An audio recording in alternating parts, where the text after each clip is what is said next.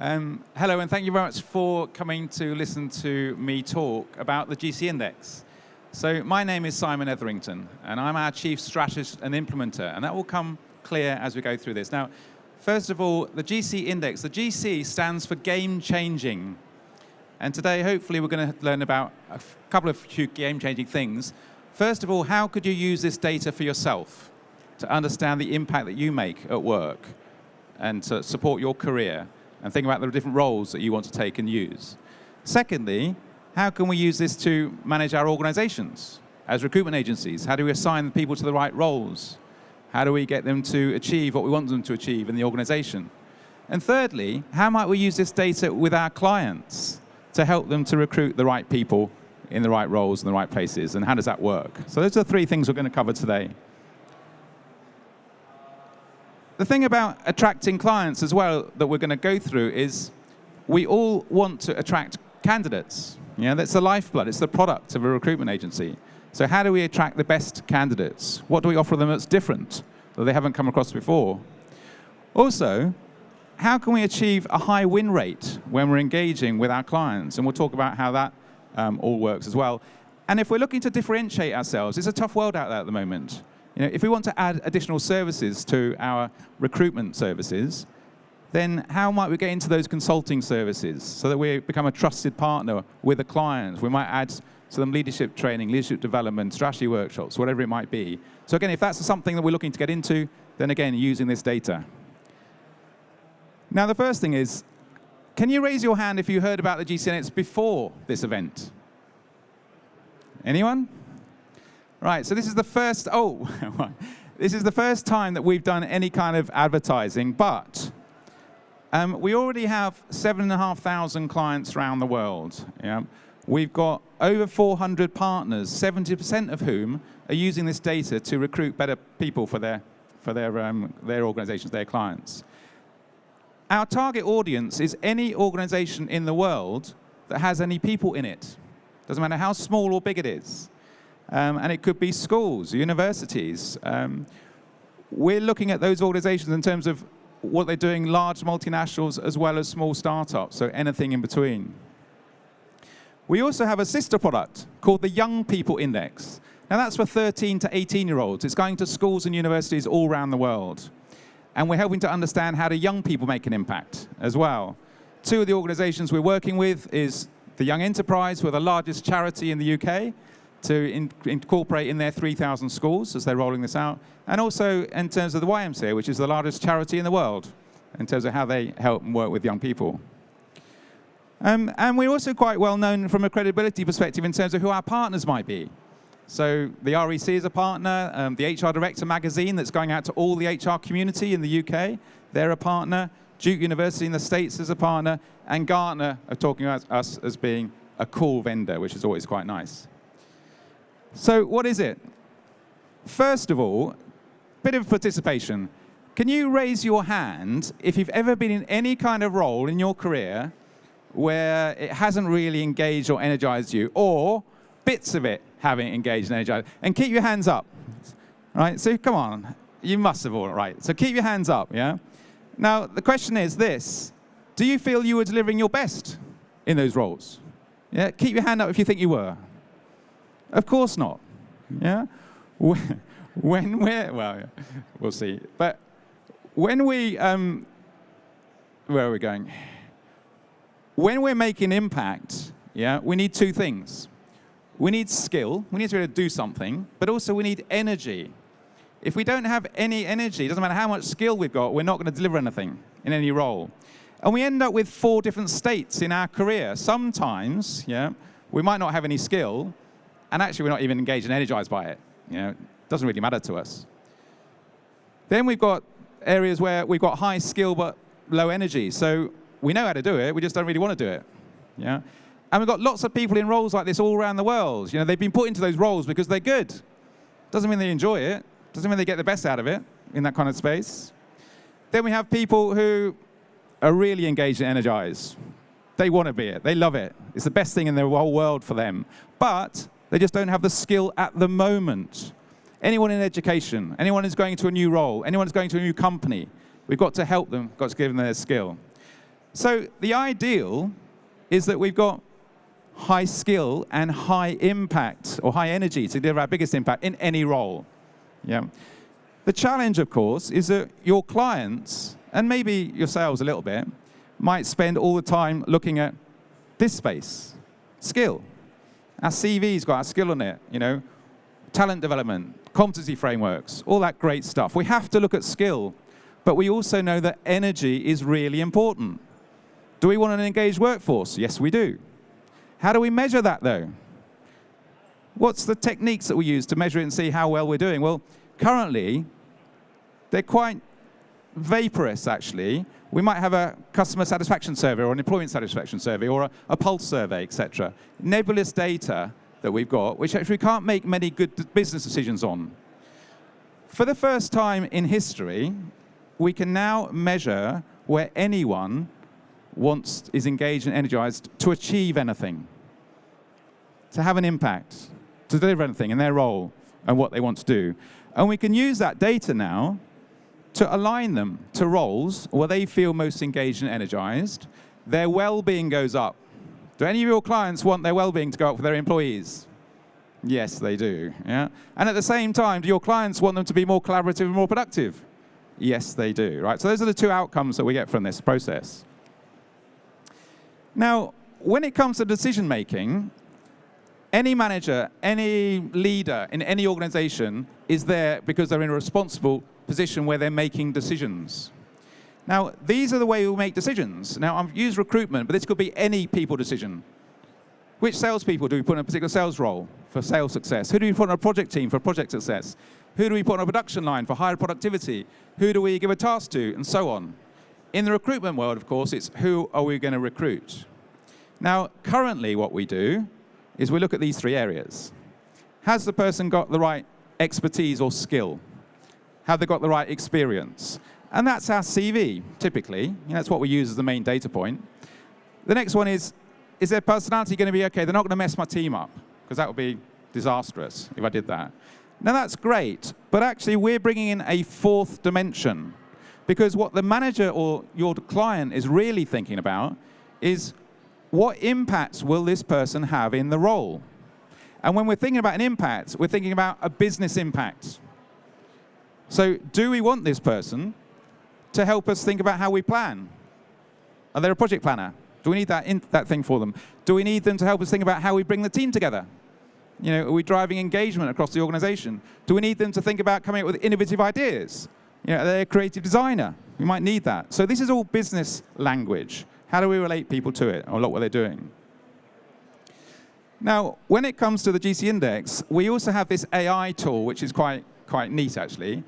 We can take any content in the world, copy it, and paste it through GC Translate, which then determines what business impact is this content looking for. Now, in the recruitment world, of course, we put the job description through it. So here's a job description. If I put it through GC Translate, it will automatically generate and understand, based on the way we've written the job description, what impact do we want this job to have? What are we looking for? What do they need to achieve in it? Now, if I blow that up a bit, so we're basically saying that for this HR advisor role, we want someone who's most engaged by playmaking. So how do we get the best out of everyone? How do we engage with them? How do we understand how we get the best out of our people? That'd be quite good for an HR advisor role. And at the same time, we want them to deliver on it. We want to make it. We want to implement it. We want to achieve it. But we don't want in this role someone who is constantly coming up with transformational possibilities, thank you very much. Not for this role. We might for another role, but not this one. So we don't need them to be a high-energy game changer. It's not what we want. Now the question says, if that's what we're looking for in our role, how do we determine who's the right fit for it? Now, when we say fit, we're looking about how they're most engaged and energized. You do all the clever work about have they got the right skill, have they got the right experience, what's their personality like. We're talking about, are they going to really be engaged and energized by this role? Are we going to get the best out of them? Is it a good fit for them? Is it good for their career? Is it good for the role? Is it going to get someone who's going to last long in the role for the client as well? And we're going to deliver increased well-being. This person is going to be getting out of bed in the morning saying, fantastic, I want this job. I want to go to work in the morning. Brilliant, because they're aligned to it. And they're more productive for the client. So how will we do that? Well, first of all, whenever we achieve anything in any company, we go through this process.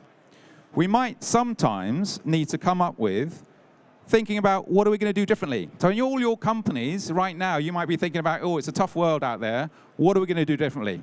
What new idea can we come up with? How do we transform ourselves? How do we change ourselves as a business? Sometimes we need to do that. Then we need to make sense of those ideas. Put them into a strategy, a roadmap, a plan. Why are we doing it? How does it make sense for us? Then we need to achieve those plans, deliver it through our projects, our programs, and make them happen. For some things, we need to improve them. We need to continually improve what we're doing, especially our competitive advantage. What makes us different? How do we excel at it? How do we focus on that area? And finally, we all need to work together. We need to collaborate together. We need to reach consensus in terms of what we do. We need to get the best out of everyone. Now, if this is what any organization has to do, what we've done is we've said, okay, let's label this. Let's give them a little title. And it took us 4.5 years to come up with a 59-question online survey that takes 10 minutes to complete, which then determines a level of energy in each of the 10 areas. Now that means that there are 100,000 possibilities. We're all very individual. In fact, if you add our personality on top of that, there's an infinite number of possibilities. We're all different, yeah? Now, does anyone seen Greg Savage talk, by the way? Yeah? Now, Greg's a great example. I don't know if you've seen his second part, but he talks about to be a successful recruitment company, you need to plan, and then you need to execute. Now, what Greg's saying, we need to plan, and we need to execute. Now, this is my profile, but Greg is also a strategist implementer. And he gets frustrated because other people don't. But there's only 5% of the population are strategist implementers. We all deliver it in different ways. In fact, as a strategist implementer, there are 5,000 variations of being a strategist implementer. Yeah? So how do we get the best out of everyone? How do we use them in the right way? How do we put the teams together to make it all happen?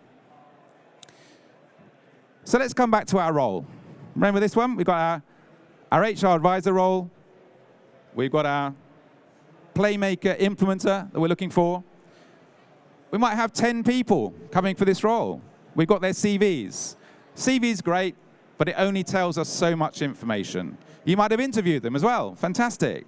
But we've still got then your own unconscious bias, actually, on how you've interviewed them, to be honest. What we do is we ask all 10 of them to complete the GC index before we bring them to interview or before we put them forward to the client, because we want to see how they match up. Now we've got a lot more data. And actually this data is going to tell us which of these candidates is going to be most engaged and energized in this role. Yeah. Which of them might last longer in that role? Who's going to be most productive? Who's going to enjoy it? And all that great stuff. And we don't really want people in the role where they've got a lower energy in these two areas. They may be great at it. They might have the skill to do it, but after a while, they're going to get frustrated. They want to do something else. We're not getting the best out of them. So therefore, these 4 people, we won't bring and put forward to the client. They've only got a 1 to 3 in these areas. So this one's got a 3 in Playmaker. This one's got a 1. This one's got a 2 in Playmaker, and this one's got a 3 in Implementer. So they're not right for the role. And the good thing is, it's not right for them as well. If you were to show them this data, they go, yeah, actually, you know, that role doesn't really suit me if that's what you're asking me to do. It's not good for me either. Yeah, so we're getting the best fit for both parties. So we now aligned the people to the role. And I'm going to give you a real live example. So this company came to us a couple of years ago. They're a small business, £5 million business. And they came to us because 3 of them had set the business up, the 3 leaders. They're at the bottom here. And they said, we want to hire a 4th director onto our business. We want an ops director. So the first thing we did was we profiled the current leadership team. Now, as you can see, they're all quite similar In our terminology, they're all game changer polishers. They're different, but they all lead in the same way in what they do. The downside of them being similar, they've all got a lower score in implementer. They're good at it. We're not talking about their skill. They've grown a business from nothing to £5 million business. They're doing something really well. But as soon as they get to the point where they can afford to have a fourth person as a director, they've said, let's get that person to come in and do the stuff that doesn't energize us. Let's get an ops director to come in. And what we want this ops director to do is this stuff. Manage the operations, implement the stuff, deliver it, have that ownership on it. So we want them to have at least a 6 in implementer. That's the criteria at this point. Now, having said all of that, we still need them to have the right expertise, to have the right experience, and their personality mustn't suck, because we've got to work with them. Yeah? So personality's got to work as well. So these are the 3 candidates that they came up with, and we profiled the 3 candidates. Good news, they've all got 6 or more in implementer. Great. So our long process worked to get to our short process, but they're all quite different. We've got Adrian, who's a strategist implementer. We've got Jane, who's a game changer implementer. And we've got Michael, who's an implementer strategist. Now, if this company was not using the GC index, then unconscious bias kicks in. And if these 3 people were interviewing these 3 people and just using their own intuition, their own unconscious bias, the person they'd be most drawn towards, naturally, would be Jane. She's a game changer like them. They all get excited about new possibilities, new ways of doing things, transformational capabilities, all that fantastic stuff. But now we've got more data. Michael, look at that, 10 in implementer. Surely he's a shoehorn for this role. Unfortunately, not always. High scores don't always mean good things. You can be overly dominant in that space. In the interview process, we can ask Michael, is it always got to be your way of delivering what we're doing? And also, Michael has got a lower energy in game changer. He might not listen to their new ideas and possibilities. And that might not work for them as well. So anyway, in the end, to cut a long story short, they went with Adrian. Now, Adrian has got a 6 in game changer. He's going to listen to what they want to talk about. They want to listen about their possibilities and then see how we can interpret them. He's got a high strategy score to complement Sally, who was feeling a little bit on her own before. And of course, he's got that all-important 7 in implementer. And of course, we've already checked, he's got the right expertise, the right experience, and his personality fits in. Okay. So just a little example of it working in practice. Now, recruitment is just one of the 20 areas that our clients use the GC index in. And what this starts to do, well, 2 things actually. Yourselves as organizations, if you were to profile your own employees, you could use this data to help you think about what is our strategy? How do we implement our projects? Who do we put on project teams? Who do we put in roles? Which salesperson is the right role for a particular account? Who do we determine that? And then also, when we start talking about what this provides then to our different stages of it in terms of benefits, from an individual perspective, it's helping them understand their career. Where does it fit in? The biggest statement we get from anyone that takes the GC index is, well, 2 things actually. One is, well, that makes sense of my career. Now I understand it. And second thing is, I wish I knew this when I was young. Yeah, because then it would have helped me in my decision making. From a team perspective, we're now able to put the right teams together, whether it's internally or with your clients. How often is your client recruiting someone for a team? It's not just the role they want, how they're going to fit in. Yeah? That gives you additional services. Well, why don't we profile the team for you? Why don't we see how it all fits in? That's a much better experience and service for you than we were doing before. And of course, we can do this at the organizational level. We can roll this out right across the company. What is the business culture in our company? How does it break down? How do we get an engaged workforce across the organization? And finally, when we move on towards how do we use this with our clients, then the first thing that all of our partners as recruitment companies get an unlimited number of gift links. A gift link is a free link. You're going to use it as a business development tool.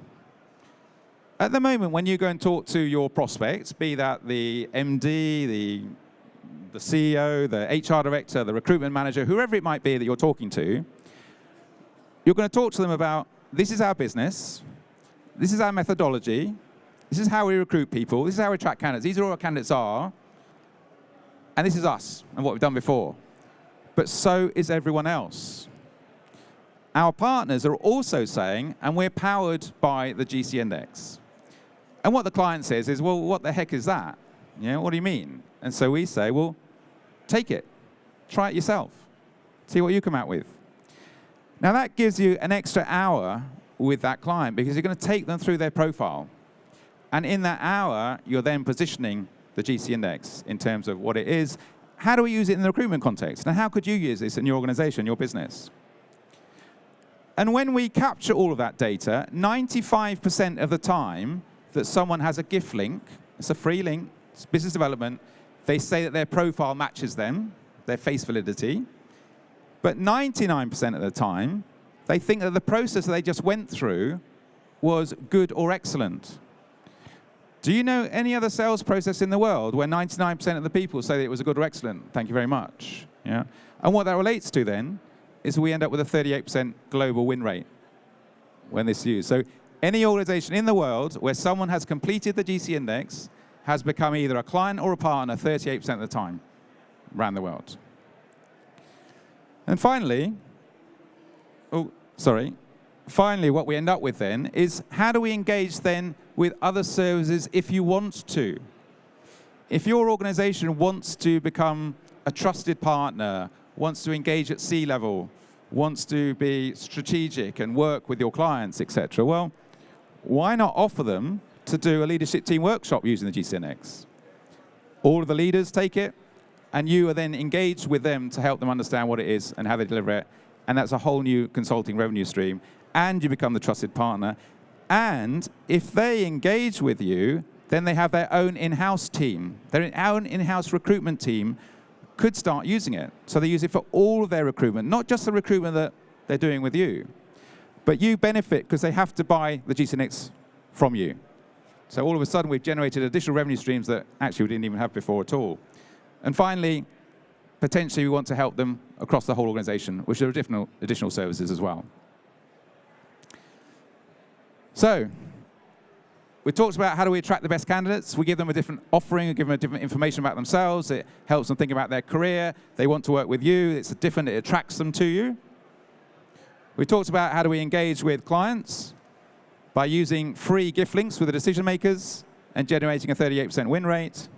And then we've talked about how do we add additional services if we want to take us into a more of a consulting, C-level, trusted partner kind of arrangement that we have.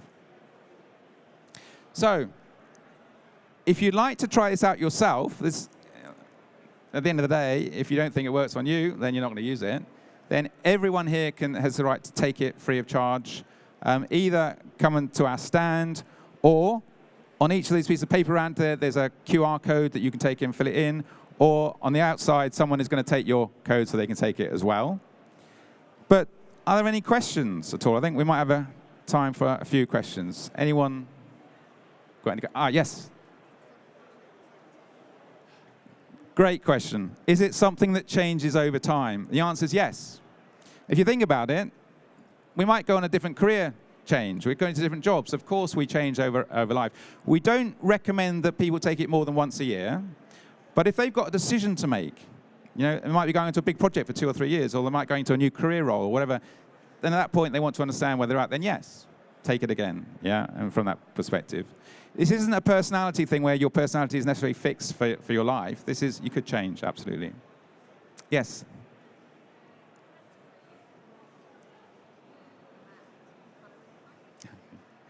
Yeah, great question. So the question was, the colors seem to match to insights. Absolutely, there are only so many primary colors in the world, so we had to use them. However, I'll give you an example. AstraZeneca are one of our big clients. 2,500 people in AstraZeneca have taken the GC Index. They've got 70 in-house GCologists rolling it out to their 80,000 people. They use insights for their personality tool, and they use the GC Index to understand where people want to make a business impact. The two things are very complementary. So if someone came out as a high energy strategist, for example, with a GC index, and then they took, well, let's take Myers-Briggs for an example, they could be an introverted thinking strategist or an extroverted thinking strategist. The style that they go about doing their strategic thinking will be different. But 1 + 1 = 3. Right? So any psychometric tool like Insights, Hogan, Myers-Briggs, whatever it might be, on top of the GC index will help us understand more about the individual in terms of the style, how they engage and behave with people. Yeah. So this is understanding where they want to make a business impact, but then also we don't know how they engage with people. So you need insights on top of that or whatever it is that you're working with. And most of our partners will use the GC index and they'll use another tool for psychometric personality tests as well. Does that help? Any other questions? Oh, yes.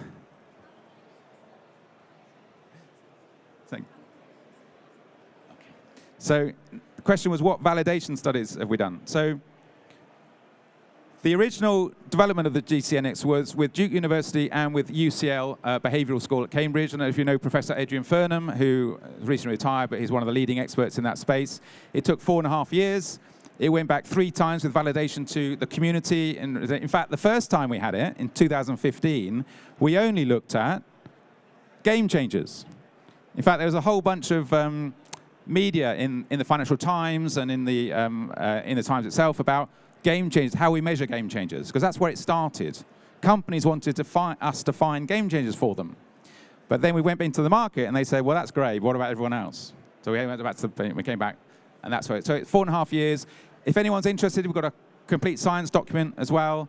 And we are, I think, one of the only tools that is certified with the European Psychological Association, which is the group that BPS sits underneath it, if you like, at that level, at the European level. Yes?